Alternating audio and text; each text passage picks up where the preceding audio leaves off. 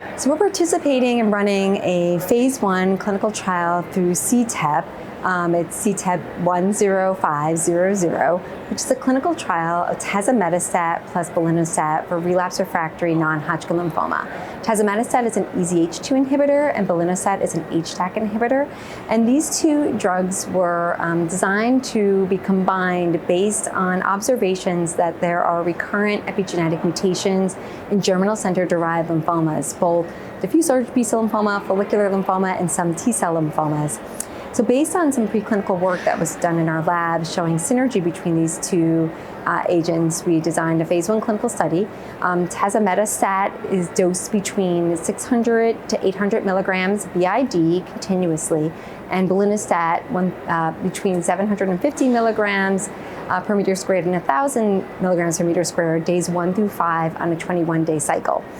The primary objective of this phase 1 clinical study was to establish the recommended phase 2 dose and to identify any dose-limiting toxicities, to move on to an expansion phase where we would then study some biological factors that might be relating to response to this combination. We've enrolled 12 patients to the study so far. As I mentioned, it's open through CTEP, which is nationally open across the country. The patients enrolled have been a sort of a broad mix of patients with diffuse large B-cell lymphoma, transformed indolent lymphoma to aggressive lymphomas, T-cell lymphomas, and even high-grade lymphomas. We found that the combination was very safe at the highest dose level, which is tazemetostat 800 milligrams BID and belinostat 1,000 milligrams per meter squared for 5 days out of 21 days. We had one dose-limiting toxicity at dose level 1, which was a grade 4 thrombocytopenia, which occurred in a patient who had received 5 prior lines of therapy, started with sort of very low platelets to begin with, and so triggered the grade 4 DLT. But since then, we've had no other DLTs or any concerning safety signals. So the combination is very well tolerated. At an early look, we've also have seen some signal of response, particularly in T-cell lymphoma, which is not entirely surprising given that belinostat is approved for T-cell lymphoma, and there's recent data suggesting that EZH1 and 2 inhibitors have activity in T-cell lymphoma. And we found about a 40% response rate in T-cell lymphoma patients, with about 25% of those patients with complete response rates. And this is including all dose levels. So even at dose level 1, which one may consider to be sort of subtherapeutic.